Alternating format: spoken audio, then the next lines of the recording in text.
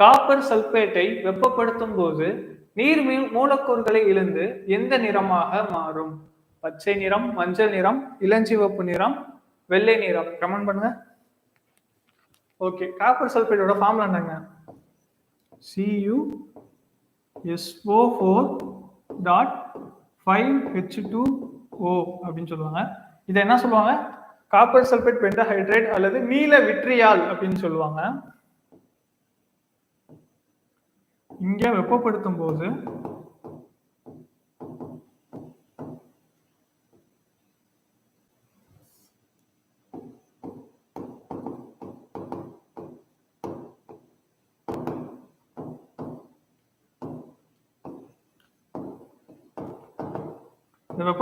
என்ன ஃபார்ம் ஆகும்னா, copper sulphate தனியாகவும் நீர் மூலக்கூறுகள் தனியாகவும் பிரிஞ்சிடும். அப்ப என்ன நிறம் கிடைக்கும் அப்படிங்கறது கொஸ்டின்.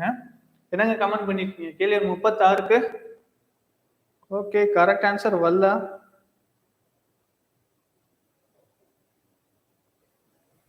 என்னங்க ஆன்சர்? நிறமற்றதாக, அதாவது வெள்ளை நிறமா மாறிடும். ஓகேங்களா?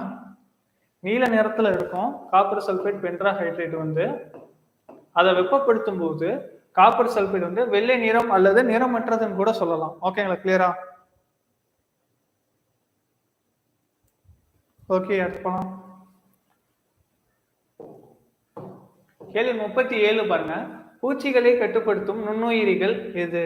ட்ரைகோடெர்மா, பேசிலஸ் துரிஞ்சியன்சிஸ், ஆல்காக்கள், பாக்லோ வைரஸ்கள். பூச்சிகளை கட்டுப்படுத்தும் நுண்ணுயிர்கள் எது? ஆப்டிடியூட் இருக்குங்க. இந்த கிளாஸ் முடியும், அப்படியே கண்டினியூவா ஆப்டிடியூட் கண்டினியூ ஆகும். ஓகே, கேள்வி 37க்கு என்னங்க? ஓகே, கரெக்ட் ஆன்சர்ஸ் வந்துருச்சு. கலைவாணி, முனியப்பன், அபிநயா, சிலம்பரசன், ஹர்ஷினி எல்லாம் கரெக்ட் ஆன்சர் பண்ணிருக்காங்க. பேசிலஸ் துரிஞ்சியன்சிஸ் அப்படிங்கறதான் பூச்சிகளை கட்டுப்படுத்தக்கூடிய ஒரு நுண்ணுயிரி.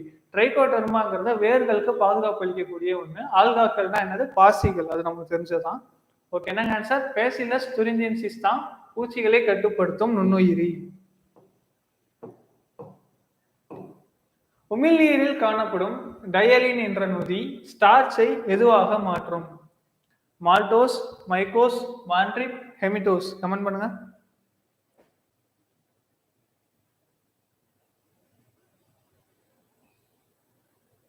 கேள்வி 38. ஓகே, கரெக்ட் ஆன்சர்ஸ் வந்துருச்சு. சரவணன், முனியப்பன், ஹர்ஷினி, இசைவாணி, அபிநயா. என்னங்க ஆன்சர்? மால்டோஸ் அப்படிங்கிறது தான் கரெக்ட். ஸ்டார்ச் என்னங்க? ஸ்டார்ச் வந்து ஒரு கூட்டு சர்க்கரை.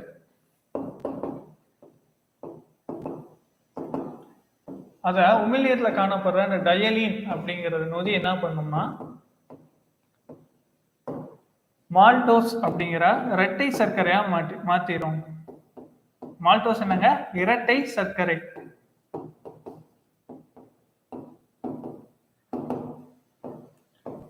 கிளியரா? ஓகேங்க. அடுத்த கேள்வி பாருங்க. இரத்த சிவப்பணுக்களின் வாழ்நாட்கள் எவ்வளவு? 120 நாட்கள், 220 நாட்கள், 400 நாட்கள், 320 நாட்கள். இரத்த சிவப்பணுக்கள் ஆர்பிசி அப்படின்னு சொல்லுவாங்க, எரித்ரோசைட்ஸ் அப்படின்னு சொல்லுவாங்க. அதோட வாழ்நாள். ஓகே, கரெக்ட் ஆன்சர்ஸ் வந்துருச்சு.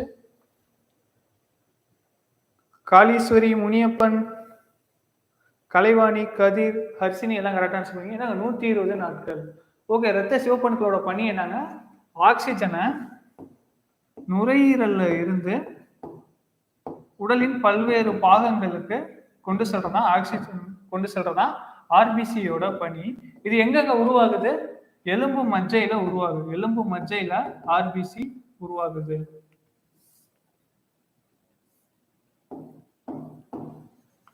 ஓகே, இதுல வந்து உட்கரு கிடையாது, நுண்ணுறுப்புகள் கிடையாது. என்னங்க? நுண்ணுறுப்பு உட்கரு கிடையாது.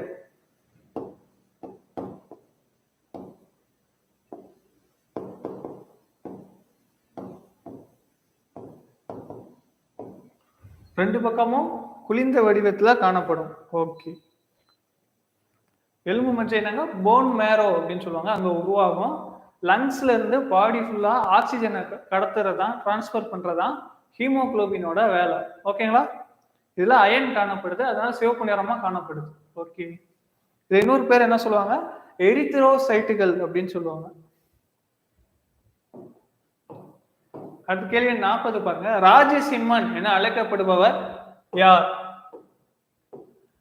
நந்திவர்மன், இரண்டாம் புலிகேசி, இரண்டாம் நரசிம்மவர்மன், சிம்மவர்மன். கமெண்ட் பண்ணுங்க. கேள்வி 40.